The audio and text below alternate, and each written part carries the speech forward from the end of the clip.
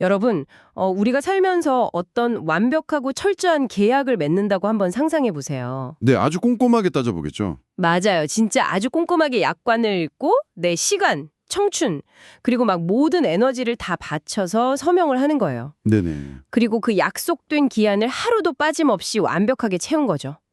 이제 내게 돌아올 보상만 다 기대하며 뚜껑을 딱 열었는데 열었는데? 상대방이 아주 교묘한 계약서상의 맹점을 이용해서 내가 전혀 원하지 않던 결과를 쥐어주는 겁니다. 심지어 물을 수도 없는 상황이라면 어떨까요? 와, 그건 진짜 모든 통제권이 자신에게 있다고 믿었던 사람이 철저히 무너지는 순간이네요. 그렇죠. 배신감이나 막막함을 넘어서 세상이 무너지는 기분일 겁니다. 자신이 짜놓은 완벽한 판 위에서 누군가에게 철저히 놀아나고 있었다는 걸 깨닫는 거니까요. 심리적으로 완전히 붕괴되는 경험일 수밖에 없습니다. 바로 그 지점에서 오늘 우리의 깊이 있는 탐구가 시작됩니다. 늘 새로운 지식에 목마른 학습자님들, 오늘 탐구에 오신 것을 환영합니다. 반갑습니다. 오늘 우리가 다룰 출처는 류일호 목사님의 눈매 큐티에 수록된 분석 자료인데요. 텍스트 자체는 무려 4,000년 전의 기록입니다. 창세기 29장 21절에서 35절 이야기죠. 네, 흔히 고대 종교 텍스트라고 하면 아주 경건하고 도덕적이고 평화로운 교훈만 있을 것 같잖아요. 그러니까요. 막 착하게 살아라 이런 거요. 근데 전혀 그렇지 않죠. 오늘 분석할 이 자료는 오히려 현대의 스릴러나 심리 드라마에 가깝습니다. 아, 진짜요? 네, 인간의 노골적인 야망, 뒤통수를 치는 속임수, 뼈아픈 아이러니, 그리고 철저히 소외된 자가 겪는 고통이 아주 날 것 그대로 엉켜있는 치열한 가족사거든요. 와, 흥미진진한데요. 그래서 오늘 우리의 미션은 단순히 고대의 막장 드라마를 구경하는 데 그치지 않습니다. 네, 그 이면을 봐야죠. 맞습니다.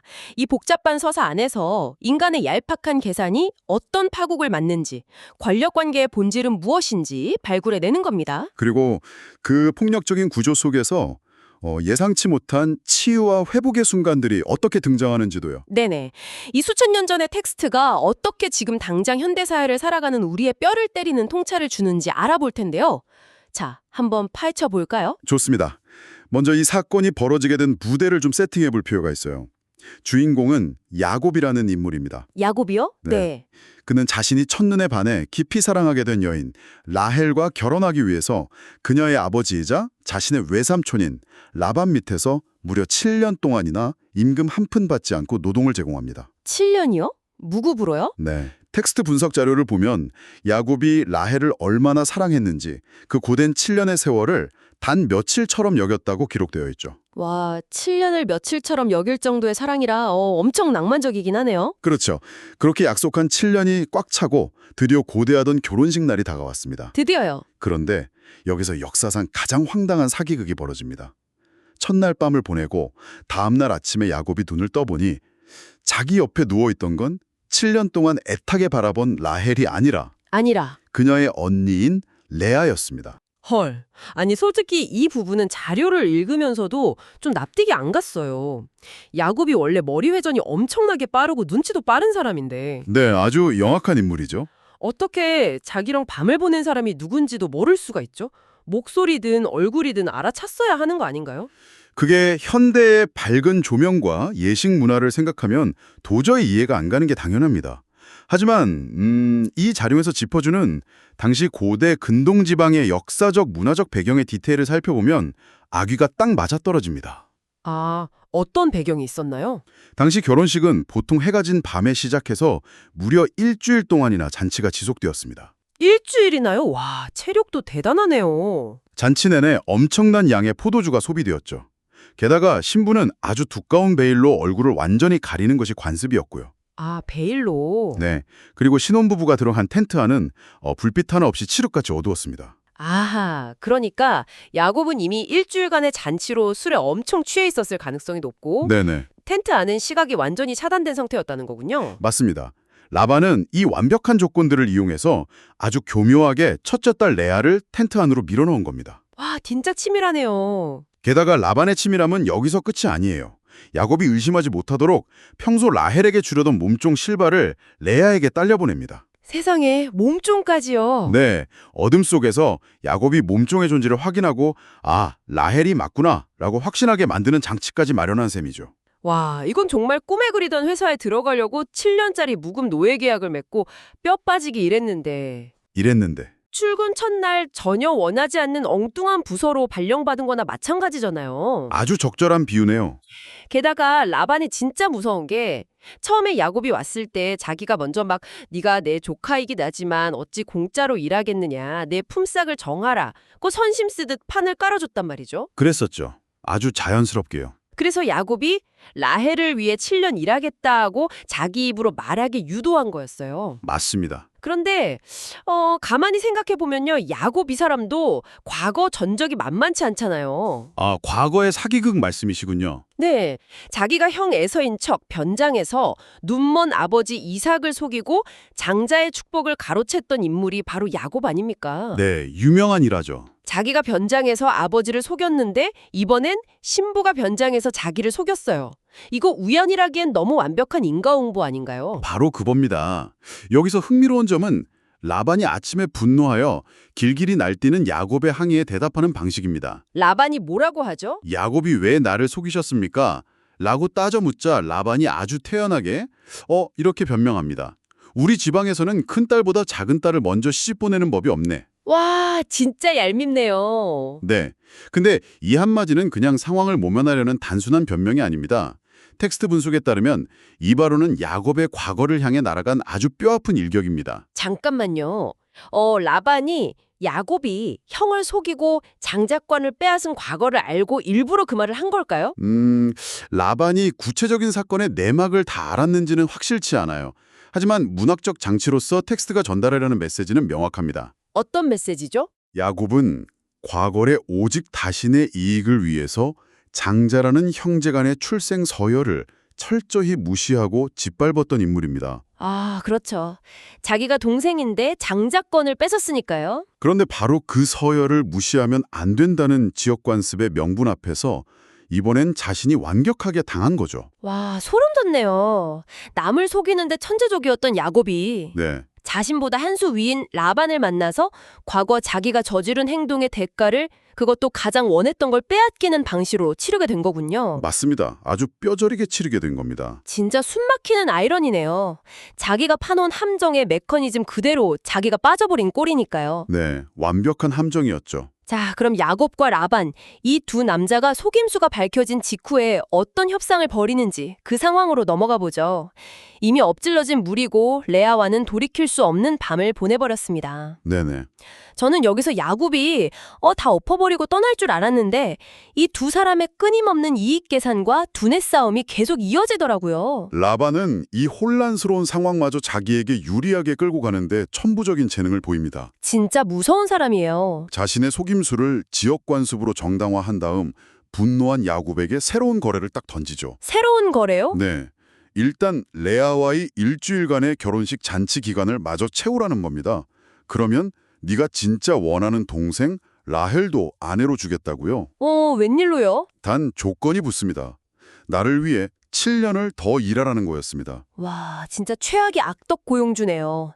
계약 조건을 자기 마음대로 바꾸고 노동력을 착취하잖아요. 네, 피도 눈물도 없죠. 그런데 여기서 제 상식으로는 야곱의 선택이 잘 이해가 안 갑니다. 아무리 라헬을 사랑해도 그렇지. 그렇지 않나요? 네, 이미 한 번 크게 사기를 친 사람을 어떻게 믿고 7년을 더 일하겠다고 덜컥 합의를 하나요? 그냥 짐 싸서 고향으로 도망가는 게 정상 아닌가요? 그게 바로 야망과 집착이 가진 맹점입니다. 야곱은 라헬이라는 목표에 너무 깊이 매몰되어 있었기 때문에 객관적인 판단력을 완전히 상실한 겁니다. 아, 이른바 매몰 비용의 오류에 빠진 거군요. 그렇죠. 이미 바친 7년이 아깝고 눈앞에 라헬을 주겠다는 미끼가 있으니 그 덫을 알면서도 또 걸어 들어간 겁니다. 세상에. 결국 야곱은 라헬을 두 번째 아내로 얻게 되고 이때 라헬의 몸종인 빌하도 함께 오게 됩니다. 그럼 한 남자가 친자매 두 경과 동시에 결혼을 한 거네요? 네, 그렇게 된 거죠. 이게 현대 윤리로는 참 상상하기 힘든 일인데 당시에는 이게 가능했나 봅니다? 네, 자료에 따르면 고대 이스라엘 초기에는 이런 중혼이나 자매와의 결혼이 드문 일은 아니었습니다. 아, 그랬군요. 하지만 이 사건이 남긴 상처와 부작용이 얼마나 끔찍했는지 나중에 율법서인 레위기 18장 18절에 가보면 자매를 동시에 아내로 두어 서로 질투하게 하지 말라고 명시적으로 금지하게 됩니다. 아예 법으로 막아버린 거네요. 네, 즉 야곱의 이 결혼이 얼마나 지독한 가정 내 불화와 비극의 씨앗이 되었는지를 성경 텍스트 자체가 역사적으로 증명하고 있는 셈이죠. 와, 율법으로 못 박아버릴 정도로 이 집안의 꼴이 말이 아니었다는 거군요. 그렇죠. 정말 끔찍한 질투와 경쟁이 있었으니까요. 결국 야곱은 아내들을 얻기 위해 도합 14년을 바치고 그 이후에도 양떼를 얻으려고 6년을 더 일합니다. 네, 도합 20년이죠. 무려 20년을 라반의 밑에 묶여 있게 돼요. 그 20년 동안 라반이 야곱의 품삯을 10번이나 바꿨다는 기록도 텍스트에 나오고요. 맞습니다. 야곱은 머리 회전이 빠르고 남을 이용하는 데 능한 사람이었지만 결과적으로 자신의 욕망에 눈이 멀어서 20년이라는 황금 같은 청춘을 고스란히 착취당하게 됩니다. 야곱처럼 계산적인 사람이 어쩌다 이렇게 허송세월을 보냈나 싶었는데 순간의 목표에만 집착하다 보니 정작 자기가 어디로 끌려가고 있는지 인생의 방향타를 놓쳐버린 거군요. 네, 이것을 더 큰 그림과 연결해 보면 야곱의 삶이 보여주는 비극성이 훨씬 더 선명해집니다. 이 분석 자료가 지적하는 아주 날카로운 통찰이 있는데요. 어떤 통찰인가요? 야곱은 자기 영을 속이고 축복을 빼앗을 때도 라헬을 얻기 위해 라반과 거래할 때도 오직 눈앞의 이익만을 쫓았습니다. 철저하게 이익만 봤죠. 네, 그 결과 타향에서 최소 14년 이상의 시간을 노예처럼 허비해야 했죠. 그런데 이 기나긴 시간 낭비가 불러온 가장 비극적인 결과가 무엇인지 아십니까? 글쎄요, 뭘까요? 야곱은 이 기나긴 타향살이 때문에 고향에서 자신을 끔찍이 아끼고 사랑했던 어머니 리브가를 살아서 다시는 보지 못하게 됩니다. 와, 그건 정말 충격적이네요. 어머니 리브가는 야곱이 형의 축복을 뺏도록 가장 적극적으로 도와줬던 사람이잖아요. 네, 아들의 성공을 위해 범죄도 마다하지 않은 어머니였죠. 자기들 딴에는 인생의 승리자가 되기 위해 치밀하게 계산하고 속임수까지 썼는데 그 대가로 가장 소중한 사람과 영원히 이별하게 된 거네요. 맞습니다. 세속적인 이익과 야망만을 쫓는 삶이 결국 얼마나 공허한 청구서를 내미는지 정말 소름이 돋는 대목입니다. 진짜 무섭네요. 라반과 야곱, 이 두 사람의 모습은 우리에게 묻고 있는 겁니다. 이익과 욕망을 채우기 위해 맺는 수많은 계산적인 관계들이 결국 인생의 끝에서 우리에게 무엇을 남겨주는지를요. 권력을 쥐고 흔드는 라반, 그리고 거기에 질세라 머리를 굴리는 야곱. 이 두 남자의 진흙탕남을 봤는데 이제 텍스트는 전혀 예상치 못한 곳으로 카메라의 앵글을 돌립니다. 네, 아주 중요한 전환점이죠. 이 권력과 욕망의 다툼 속에서 철저하게 도구로 전락해버린 가장 큰 피해자, 바로 첫째 아내 레아의 이야기입니다. 저는 개인적으로 이 부분이 오늘 다루는 자료의 핵심이라고 생각해요. 정확합니다.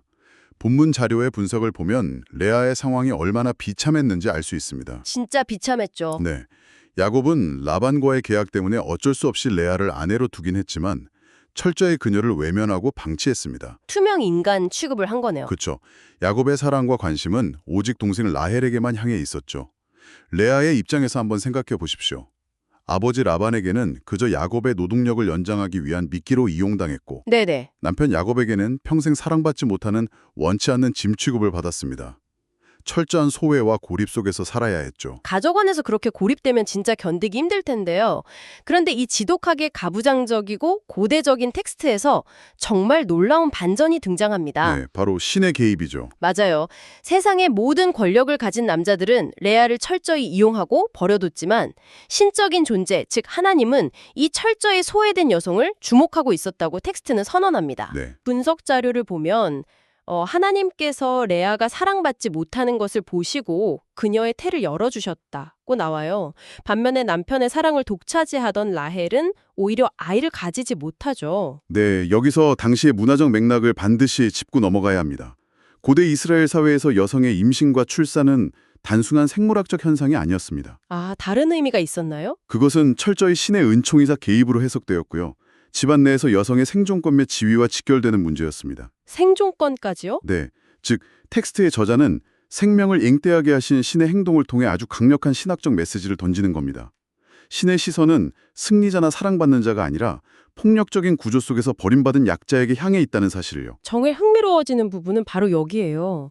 그 신의 시선 속에서 레아가 4명의 아들을 연달아 낳게 되는데 텍스트가 이 아들들의 이름을 짓는 과정을 아주 집요하게 추적합니다. 네, 아주 상세하게 나오죠. 저는 이 이름들의 의미와 변해가는 과정을 보면서 너무 놀랐어요. 이건 마치 엄청난 학대와 상처를 받은 여성이 현대의 인지행동 치료를 받으면서 타인의 인정에 목말라 하던 심리 상태를 극복하고 마침내 자기 내면의 완전한 독립성을 찾아가는 한편의 심리치료 일기 같았거든요. 와, 아주 탁월한 분석입니다. 이름의 뜻과 레아의 고백을 하나씩 단계별로 해치해 볼까요? 네네, 첫째 아들부터요. 레아가 첫째 아들을 낳고 이름을 루벤이라고 짓습니다. 루벤이요? 무슨 뜻이죠? 뜻은 보라 아들이다라는 직관적인 의미인데 동시에 히브리어 발음의 유사성을 통해서 여호와께서 내 괴로움을 보셨다라는 뜻이 이중으로 담겨 있습니다. 아, 괴로움을 보셨다. 네. 그런데 이때 레아의 고백을 유심히 봐야 합니다. 이제는 내 남편이 나를 사랑해 주겠지라고 하거든요. 아, 아들을 낳았다는 사실 자체보다 그 아들을 도구 삼아서 자기를 학대하고 외면하는 남편의 사랑을 여전히 갈구하는 거네요. 그렇죠. 아직 철저히 남편의 시선이라는 감옥 안에 갇혀 있는 상태죠. 아직 독립하지 못했네요. 그럼 둘째는요?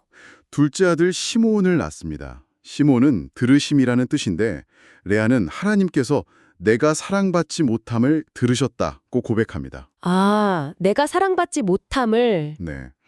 여전히 그녀의 정체성은 나는 사랑받지 못하는 여자라는 그 비참한 현실 인식 속에 머물러 있습니다. 듣기만 해도 조금 슬퍼지네요.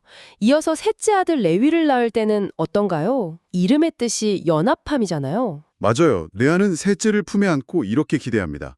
내가 아들을 셋이나 낳았으니 이제는 내 남편이 나와 연합하겠지, 마음을 주고 가까워지겠지라고요. 아, 또 남편 이야기네요. 네, 여전히 똑같습니다. 세 번째 아들을 낳을 때까지도 레아의 삶의 목적, 자신의 가치를 증명하는 유일한 기준은 오직 남편 야곱이 나를 어떻게 보는가에 매달려 있었어요. 외부의 평가에 자신의 모든 것을 걸고 있었던 거죠. 참 안타까운 상황이네요. 그런데 드디어 넷째 아들에서 이 징글징글한 굴레가 완전히 끊어집니다. 판이 완전히 바뀌어요. 네, 아주 극적인 변화가 생기죠. 넷째의 이름이 유다인데 이 뜻이 무언가를 칭송한다는 거잖아요. 네, 찬송함이라는 뜻입니다. 레아가 이 넷째 아들 유다를 낳고 한 선언은 앞선 세 번의 출산과는 완전히 결이 다릅니다. 뭐라고 선언하죠? 그녀는 이렇게 선언합니다. 이제는 내가 여호와를 찬양하리로다. 자, 여기서 뭐가 사라졌는지 보이십니까? 내 남편이 이제 나를 사랑하겠지? 라는 말이 아예 사라졌어요. 정확합니다. 남편이라는 단어 자체가 징발해버렸네요. 와, 이거 정말 소름이 돋습니다. 정말 놀라운 변화죠. 평생 자신을 갉아먹던 남편의 시선, 그 지독한 인정 욕구의 감옥에서 드디어 자기 발로 걸어 나온 거잖아요. 네, 나를 도구로만 취급하는 사람에게 매달리는 대신에 나를 있는 그대로 돌보아주는 절대적인 존재를 향해 시선을 돌리고 마침내 자기 스스로 당당하게 서기로 결심한 거네요. 바로 그겁니다. 분석 자료에서도 이 대목을 레아의 영적, 심리적 독립의 순간으로 평가합니다. 완벽한 독립이네요. 참 묘하게도 텍스트는 유다를 낳은 직후 레아의 출산이 멈추었다고 덧붙입니다. 더 이상 남편의 사랑을 구걸하기 위해 아이를 낳는 투쟁을 할 필요가 없어졌다는 듯이 말이죠. 와, 텍스트 디테일이 엄청나네요. 게다가 더 놀라운 역사적 사실이 있습니다. 이 유다가 훗날 어떤 인물이 되는지 아십니까? 이스라엘 역사에서 가장 중요한 인물들의 조상이 되잖아요. 그렇습니다. 이 넷째 아들 유다가 훗날 이스라엘의 가장 위대한 왕조인 다윗 왕조의 뿌리가 되고요. 신약 성경으로 넘어가면 나사렛 예수로 이어지는 족보의 가장 핵심적인 뼈대가 됩니다. 세상에. 사랑받지 못해 철저히 소외되었던 여인이 타인의 인정이라는 굴레를 스스로 벗어던진 그 순간 역사의 가장 위대한 줄기를 낳은 진정한 의미의 어머니가 된 것이죠. 정말 압도적인 서사입니다. 자, 이렇게 이 4,000년 전의 텍스트가 가진 깊은 칭의들을 파헤쳐봤는데요. 이제 이 이야기가 왜 지금 이 방송을 듣고 계신 학습자님들의 삶에 중요한지 구체적으로 연결해볼 차례입니다. 네, 적용해봐야죠. 이 징글징글한 가족사의 결말을 보면 참 입이 떡 벌어집니다. 레아와 라헬의 질투와 경쟁이 극에 달하면서 레아가 출산을 멈추자 자기 몸종 실바를 야곱에게 들여보내서 갓과 아셀을 낳게 하고요. 네네. 라헬도 질세라 자기 몸종 빌하를 들여보내서 단과 납달리를 낳게 합니다. 정말 처절한 출산 경쟁이었죠. 결국 야곱은 하란에서 11명의 아들과 1명의 딸 디나를 얻고 나중에 고향으로 돌아오는 길에 막내 베냐민이 태어나면서 총 12명의 아들, 즉 이스라엘 12지파의 시조들이 태어나죠. 안타깝게도 라헬은 그 막내를 낳다가 길에서 죽고 말고요. 참 기구한 운명입니다. 이는 중요한 질문을 우리에게 던지게 합니다. 라반의 거짓말 한 번이 촉발한 이 엄청난 나비 효과를 보십시오. 네, 파장이 엄청나네요. 4명의 여성이 한 남자의 사랑과 권력을 차지하기 위해 문자 그대로 출산 전쟁을 벌였습니다. 하지만 이 끔찍하고 진흙탕 같은 다툼 속에서 궁극적으로 이 서사를 이끌어가는 신의 시선 혹은 역사의 평가가 어디로 향했는가 하는 점입니다. 어디로 향했죠? 자신이 가진 매력으로 7년을 며칠처럼 만들었던 승리자 라헬도 아니고 권력과 속임수로 사람을 쥐고 흔들던 라반도 아니었습니다. 야곱도 아니고요. 오직 계산으로 점철된 야곱도 아니었죠. 텍스트가 궁극적으로 조명한 것은 아무도 원치 않았고 철저히 도구로 쓰였지만 결국 자기 내면의 존엄을 회복해낸 연약하고 소외된 레아였습니다. 맞습니다. 그래서 우리는 스스로에게 물어야 합니다. 끊임없이 경쟁을 부추기고 모든 것을 수치로 계산하는 이 현대 사회에서 우리는 과연 누구의 모습으로 살고 있을까요? 아주 뼈아픈 질문이네요. 철저하게 내 이익과 야망만 쫓으면서 주변 사람을 도구로 대하는 라반이나 야곱은 아닌가요? 아니면 라헬처럼 내가 가진 조건들로 끊임없이 남들과 비교하면서 우위를 점하려 아등바등하고 있진 않나요? 네, 한 번쯤 돌아보게 되죠. 무엇보다 학습자님들의 삶 속에서 여러분의 시선이 잘 닿지 않는 곳에 철저히 소외된 채 상처받고 있는 레아 같은 존재는 과연 누구일지 생각해 보셨으면 좋겠습니다. 네, 그게 중요하죠. 그것이 경쟁에 밀린 직장 동료일 수도 있고 때로는 내 무관심 속에 방치된 가족일 수도 있겠죠. 이 고대의 이야기는 우리가 진정으로 연대하고 응원해야 할 대상이 누구인지 날카롭게 묻고 있는 겁니다. 훌륭한 정리입니다.